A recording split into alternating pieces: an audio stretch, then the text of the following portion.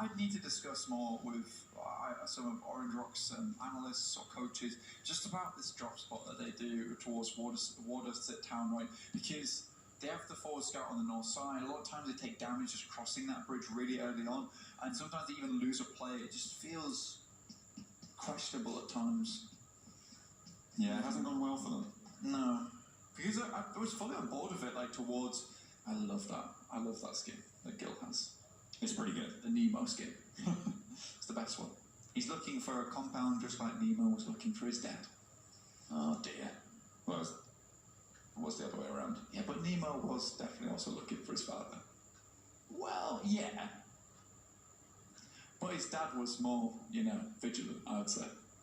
Probably. Well, I mean, he's an older fish. He's got lots of experience under his belt. That's why we bring Froz, the resident analyst, the old men on desk. Exactly. You've got to get some, age before beauty and all that. Which I don't have beauty or age yet. Keep telling yourself that. Okay.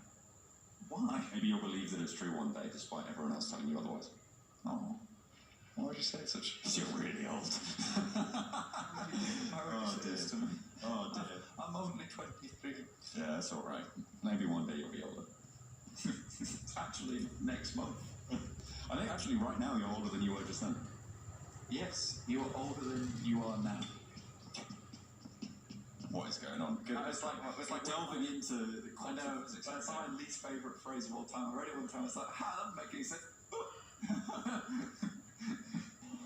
Oh dear. It affected me badly. It's a slow burner. Yeah, it is a slow burner. UDGAG have made their way south from Saverny. They have control of quite a lot of the area on the northern shore. They'll be watching for those crossings. Orange Rock, they've left their outpost on the northern side, and I think, this is why they go for this scout position, to allow them this late circle. But how many times has it paid off, really? I mean, this is one of the very few instances where it could be useful.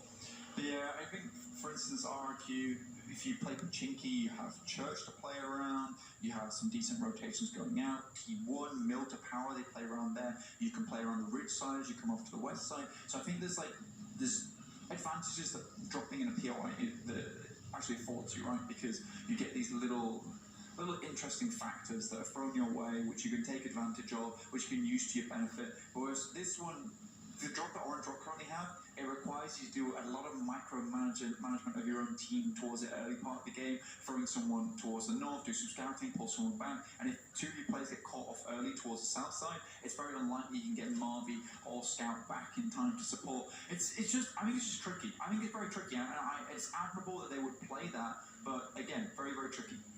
Thank the gods, TSM Entity have learned their lesson. 4 separate vehicles blank. Best case scenario on this rotate. Nicely done, nicely changed. Obviously they felt... They're like, this is not going well, boys. Let's just get some more vehicles. Yeah, but it's almost like someone suggested that every single time it's happened, It was John Allen. Wow. It was actually me every single time. TSM Entity, though, they've moved into the UDGAG territory on the north side. They've swung around the back.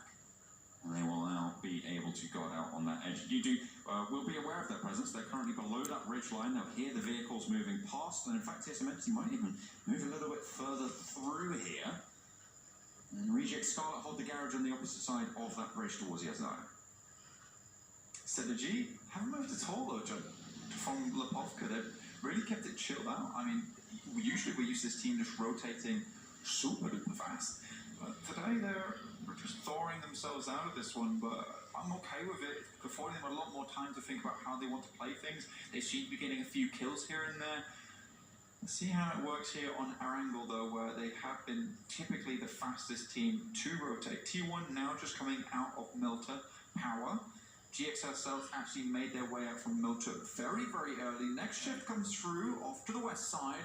Is in the middle. Orange Rock will claim Watertown for themselves now, so at least the position here will give them that. But they should regroup, I would say, fairly soon. You've got Marvy on the north, and you can see him actually already making the move. So good job, guys. Nicely done, Orange Rock. Synergy, though, is the team that I'm really worried about on this rotation, and actually T1 might run straight into them, slap bang through their territory. But they're going to have to move all the way west, and that clump of players, I mean, we talk about it, even on drops, there's a clump of players around Rosok, but when circles shrink like this, that just gets exacerbated like so much. We're very far into the game already, John, and 64 alive, 60